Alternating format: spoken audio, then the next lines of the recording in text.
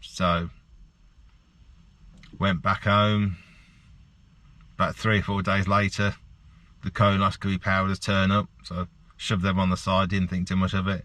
And then followed by a letter saying, please come for your colonoscopy at 2:30, I think it was, on February the 6th, 2019. So, all good.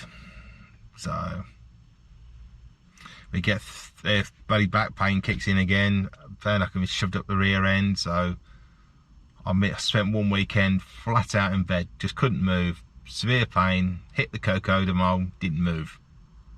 So comes round to February the 5th, and you know, dig out the instructions for the powders. Basically, here you get 2 sets of powders, an A powder and a B powder. You mix A and B together in a drink, and you nil by mouth, bar this stuff, and you take it in 2 litres of water. So Tuesday the night, Northampton were away at Tranmere. I probably wouldn't have gone anyway, so blah blah blah blah. Make the drink up, read the instructions, yeah, stay near a toilet. And they are not kidding. So put the football on the radio, lying there on the bed, Cobblers go 2-0 up. Thought, yeah, this is fine. I mean, just sipping away at this drink, which is a sickly sweet stuff, and then thinking, when does this work? And then you're thinking, well, yeah, gurgle, gurgle, nothing happening. Get to half time, still nothing. So I'm thinking, have I took this right? And I get to go off the bed. And as I stand up, there's this noise which I can only describe as I thought, that's weird. And then I got a sudden urge to go to the toilet. And I would have put Linford Christie, Usain Bolt to shame, because I sprinted. And I mean sprinted. From the side of my bed to the toilet. I nearly ripped the door off the hinges. And as Billy Connolly puts it, I whipped down the tweeds and barely had my ass kissed the seat before all hell broke loose. The world fell out of my bottom, quite literally. It was literally as if you took a B-52 bomb and you just opened his bay doors. I was like that for about 4 or 5 hours, on and off through the night. Finally managed to get some sleep, get up at 7 o'clock in the morning. You know, next dose, gurgle, gurgle, gurgle. Then next to clear out, and then you get the oily discharge, which just goes boom, straight out. And you're sitting there thinking, well, where has all this come from? You suddenly lose about 3 stone overnight, which is a good diet. It's a good diet. It makes you look really thin. So Dad phones up the next morning, how are you? I says, well, I haven't stopped going. This is good stuff. So he says, well, when do you want picking up? I says, well, appointment's 2:30, pick me about 1:30, 1:45 if you want. I said, but I'll take a bucket with me just in case. So Dad comes along, picks me up. How you feeling? I said, well, light. Gurgle, gurgle. I said, all I had was a bottle of water. He said, bring with you anyway. So off we go to the Thistlemore Medical Centre in Peterborough. After a morning of farting about, quite literally. So go in there and they feel you, get the sheets of paper and you sat there with the nurse, have you done this? Have you done that? Yeah. Have you filled this in? Blah, blah, blah. Yes. Done all that. Did you have fun with the powders? I said, not half. It certainly clears you out. And then they offer you a sedative injection. And I'm thinking, do I want that? No, I can cope with this. So I say, okay, we're running slightly late. You're the next you're the next one to go down. So, okay, so to go in the room there, get changed, and we'll come and get you when we're ready. And they give you a lovely pair of pants to wear.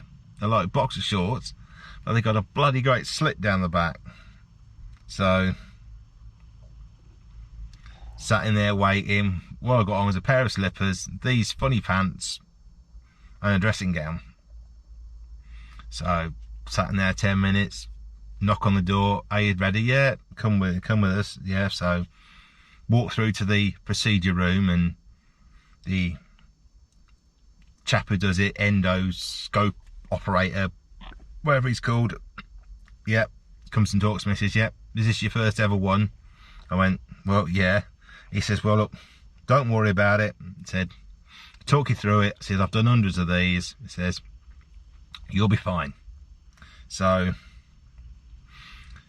get you to climb up on the table, and you're lying on your left hand side, and straight in front of you is a bloody great television set, which you can see your rear end. So he said, right, what we'll do, just stick a finger in first, have a feel around, and then we'll go for it. He says, now, I warn you, you will fart a lot. Don't worry about it. It says you'll hear noises and you'll be farting and tooting. We've heard it all before. Don't be embarrassed. So basically what I've got to do, I'll shove the tube up your bum. It says I'll work all the way around your large bowel to the end of your small bowel. And then what I do is I'll slowly come back. I said I may stop, take a few pictures here and there. I'll keep you updated on where it is. So fine and dandy. So, as you can see from this diagram, the major parts of your large intestine or your large bowel, and you can see the appendix, and just above that is the valve where your small bowel joins in, and you go into the ascending colon, the transverse colon, the descending colon, the sigmoid colon, the rectum, and your anus. And he'd shoved his tube all the way around and got to where the small bowel joins. So, he's got his tube up my rear end, all the way around to where he wants to be. I was like, okay, we'll start working backwards. So, I'm lying there on my side, looking at this picture of my inside of my guts, or inside my bowel, which actually is quite fascinating. Because you think it's just like a tube, it's like corrugated really. You see it pulsate and you think, and he's pulling away. I'm under the little puff of air, or gas and air. So, not too painful. And then he gets back near enough all the way, and he gets to my sigmoid colon coming back out. He went, ooh, hello, what's this? There's some lumps in here. Black lumps in here. What are these? I don't like the look of them. So, well, what we'll do, we'll tattoo them, and then we'll take biopsies. So he says, now you won't feel a thing. He says you might feel a tiny little pulling as I take the biopsy. He says, and there'll be a smell of burn. He says, but don't worry about it. It's perfectly safe. So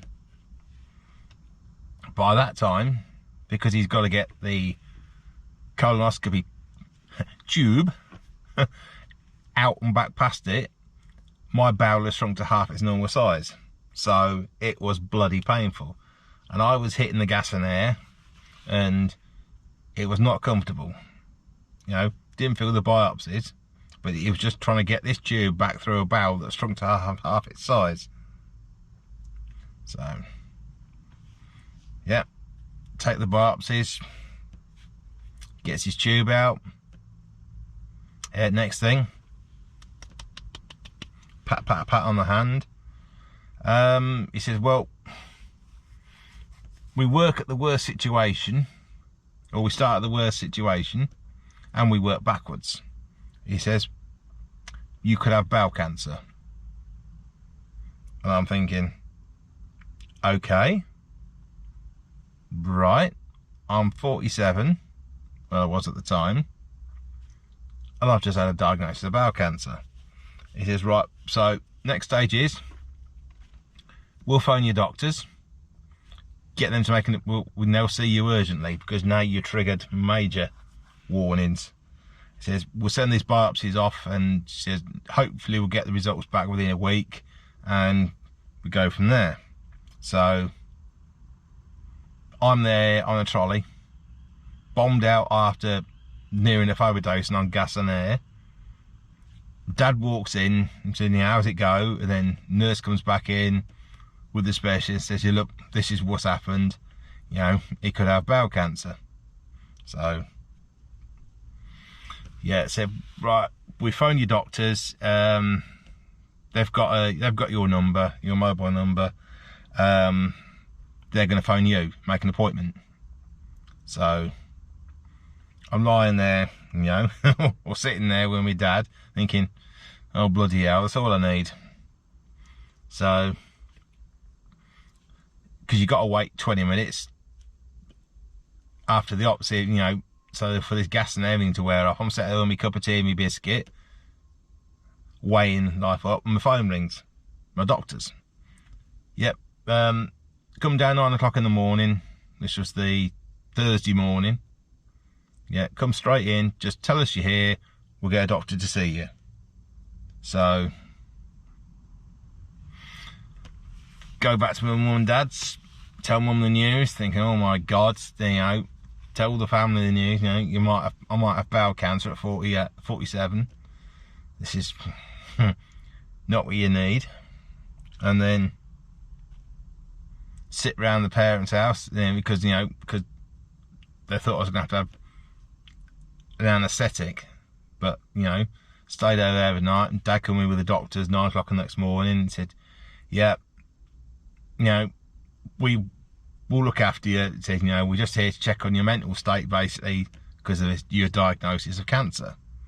He said, well, we'll wait and see what the results say. So yeah, you know, basically keep in touch with us. We'll keep in touch with you until we get further on. So about a week later, I'm back at work, struggling around as you do with the pain of all this going on, and I just got back home and a phone call from the hospital. Said, yeah, we've got your results back. We actually took 10 biopsies in the end, and 8 of the 10 showed an infection. They're not too sure about the 2 other bits. They think it's not sure. They're not sure what it is, but they're pretty sure it's not cancer.